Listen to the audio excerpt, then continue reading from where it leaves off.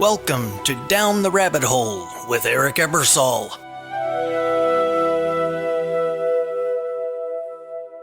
A sparrow taps the windowsill, looks in, then hops away. Do you notice? Do you get that tiny nudge to slow down? Welcome to Down the Rabbit Hole. I'm Eric, and today we're turning those small moments into 1-minute rituals. Let's take a look. That sparrow is exactly the kind of tiny thing I'm interested in. When something tugs at you, that's the doorway, not a decree. Totally. It's playful. A little nudge you can try on and shrug off if it doesn't fit. Right, quick promise. We'll give you 3 simple lenses to try, decode 3 real tiny signs live, and finish with a 60-second practice you can actually do on the way to work. Ready? Yes, short and usable. I like that. First question. What counts as an everyday symbol? Sam, in 1 line. Anything that repeats or suddenly stands out in your world. A logo on a bus, a cracked mug, a bird. When your attention latches, that becomes a symbol. Quick examples. A coffee cup, a flickering streetlight, a sticky note on your screen. All ordinary, all useful if you treat them like hints. Okay, 3 lenses we keep coming back to. Personal association, cultural context, archetypal meaning. Sam, personal association. What does that actually ask you to do? It asks, what does this remind me of privately? If a cup pulls up your grandmother's kitchen, that memory shapes the sign's meaning for you. It's intimate and immediately practical.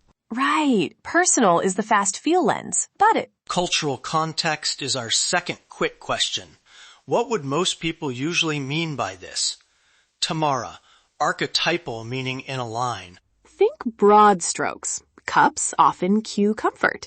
Rain hints at cleansing. Shoes can speak to journeys. Archetypes give us shared language to compare notes without insisting on anyone's private story. Cool. Quick demo. Coffee cup. Sam, personal association for you? For me, it's the kitchen at dawn. Thick light and a slow start.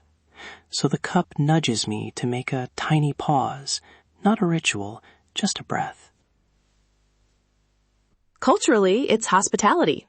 Archetypally, it's nourishment. So even without Sam's memory, a cup can be your check-in device. Are you fed, rest-wise, or otherwise? Nice. Now the lightning decode. We each have a symbol. Sam, you start with a raindrop. Tamara, you have a yellow sticky note. I'll take a lone shoe. Sam, your raindrop. Personal first? For me, a raindrop often reads like a single tear, a permission to release. Oh, I love that image. Culturally, rain often means cleansing or change. Archetypally, water equals emotion and flow. Put together, a raindrop can be a tiny permission slip to feel something briefly and let it move on. My sticky note, personal, a hurried promise to self. Cultural, to-do signal. Archetypal, a marker. Treat it as a tiny question. What small follow-up can you actually do now? The lone shoe, personal, someone's arrival or abrupt exit. Cultural, in some places shoes at the door mean respect. Archetypally, it's readiness or journey, practically. Notice who or what is stepping into your day. Heads up, I want to push back here. I'm worried some listeners will start turning every tiny thing into destiny. That feels risky. Good call. Totally valid. Our fix is simple. Treat interpretations as experiments. Do the smallest possible action, watch one result, then decide. Reversible, testable, and forgettable if it doesn't land. Okay, the guided 60-second spotting practice. Look around now. Pick one object. 1 word to name it. Breathe in, out, 1 word. What memory does that word bring up? What would others usually mean by it? What big theme, movement, rest, protection does it hint at? Pick one tiny test you can try in the next hour and write 1 line about it. 1-line journaling prompt. I noticed, blank. It made me feel, blank. One tiny test I'll try is, blank. Keep it short so it actually happens.